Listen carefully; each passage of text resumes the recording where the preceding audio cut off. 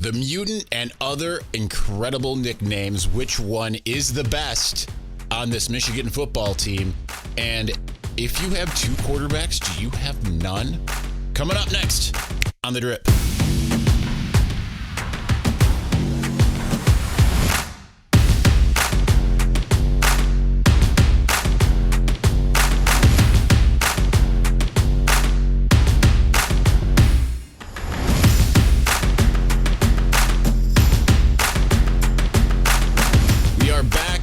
Doing it after I don't want to say unexplained hiatus. It was explained.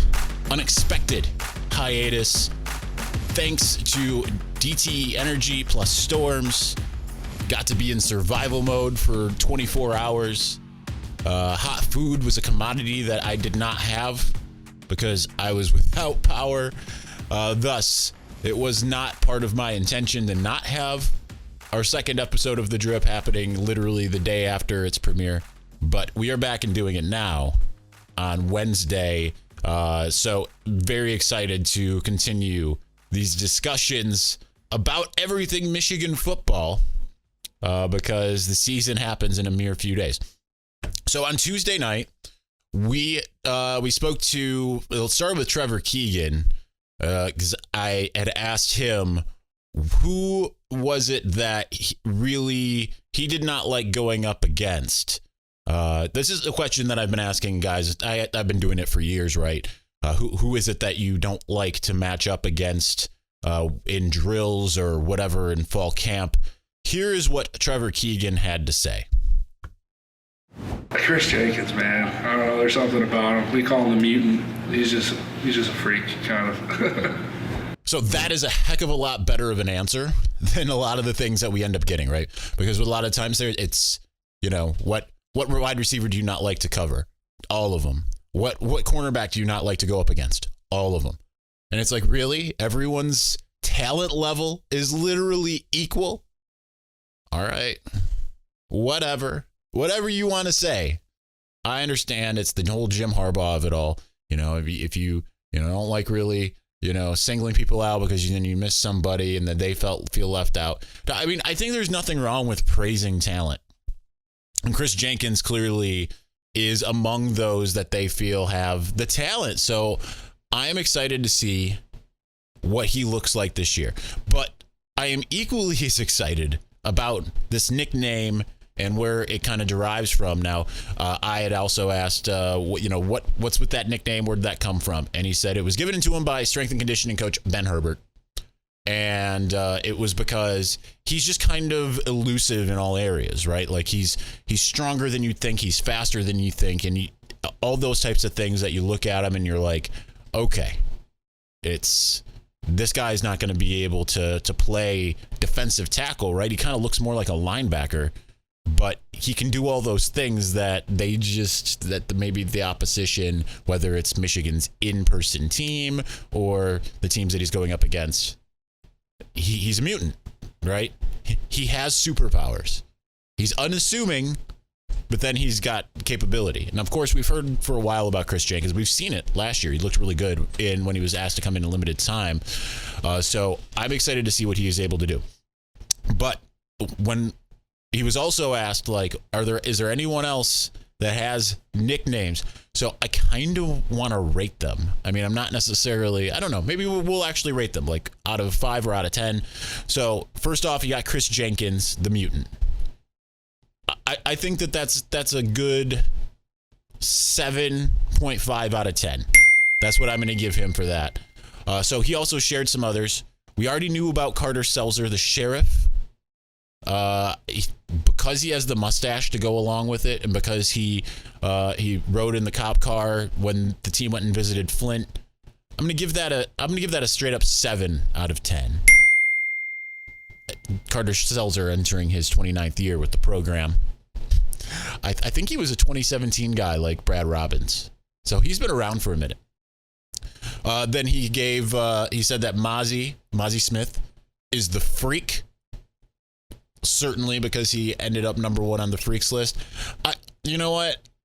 I love Mozzie. I really do. I'm going to give that a 4 out of 10 because it's just lazy. I want something else to go with it, right? Like, what? You're the biggest freak in college football. Well, he's the freak. It's lazy. So it's a 4 out of 10 for me. Okay.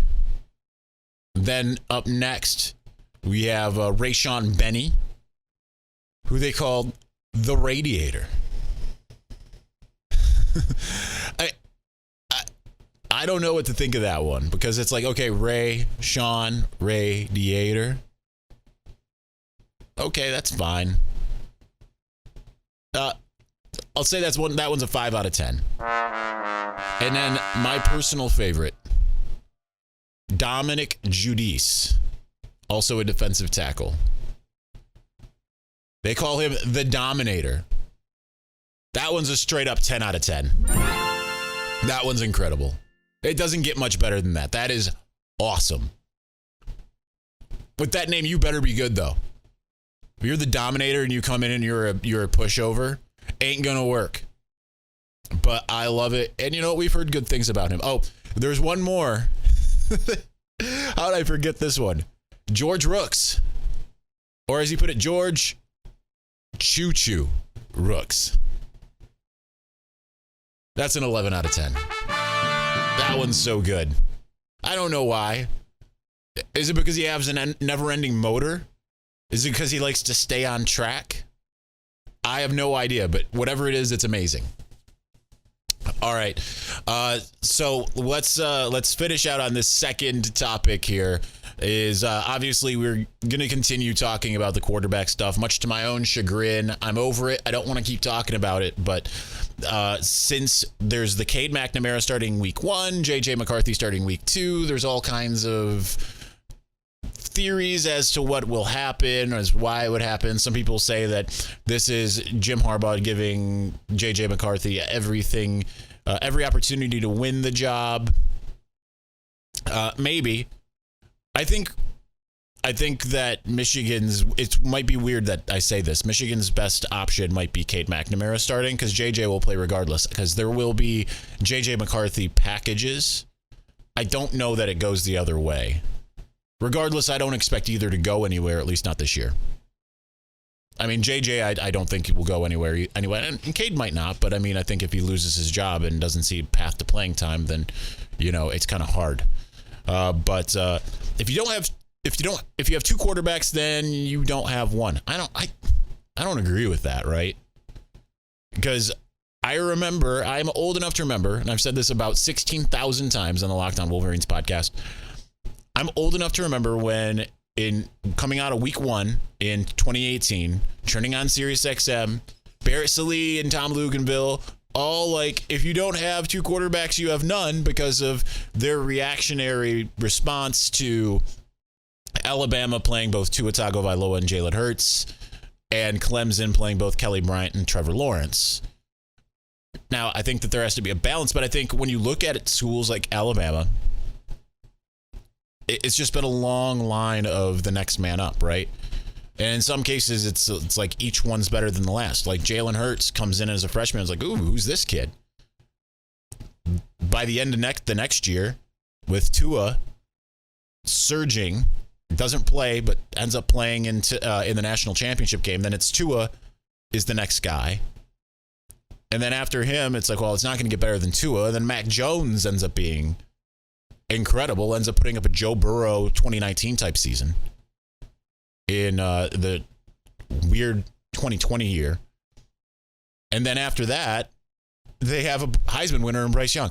So, and all these guys were on the bench, right? And I understand, I'm not equating Michigan to Alabama. I'm just saying that if you want to be a type of program like that, you need to have that type of talent, especially at the quarterback position. You can't sit there and worry about a guy going to transfer. You just can't. You've got to get guys into your program. And then once you set things up to where things are really good, like Alabama has, then you are in a position where it's like guys want to come and they know they're just going to have to wait their turn. I don't think JJ McCarthy came to Michigan under any pretense that I'm going to come in and I'm going to start right away. I don't think that is at all him. And I know that there's a lot of people out there a lot of pundits, whether it's national media, people on 97.1 The Ticket, wherever, that want to go out there and say, like, well, today's college football, yada, yada, yada. That's a blanket statement, right? It's not necessarily what every guy is going to do. I've said this a million times over, and I wholeheartedly believe it. You could name J.J. McCarthy, tell him, hey, you're the seventh stringer, like Tom Brady was, and he'll wear that as a badge of honor of like, I got to get better. I got to fight for my position. He doesn't want his position handed to him. That's the thing about J.J. McCarthy. It's also the thing about Caden Mcnamara. Caden McNamara was fourth string 2019. Wasn't the starter in 2020 until he took over for Joe Milton. And Joe Milton probably still would have been the starter if it wasn't for the way things went in the Rutgers game. If Caden McNamara came in and played at the same level Joe Milton did, that Michigan probably would have gone right back to Joe Milton against Penn State. Joe Milton probably still be in Ann Arbor. You want guys like this, especially at the quarterback position, that are going to fight. Not this coddled, like, oh, I'm not going to start. I'm going to go try somewhere else. Like at the first whiff of adversity, as Jim Harbaugh put it. This is what you want. I think it's a great situation. And it was someone on, I think, VSiN. I don't know who it was. But they were talking about this exact situation. And they were saying at every other position, you can sit there and say, look at that depth, but at quarterback, for some reason, you can't. I agree. I think Michigan is in a great situation. All right, that is today's version of The Drip. We will be back either Thursday or Friday, aiming for 3 episodes this week, if not 4.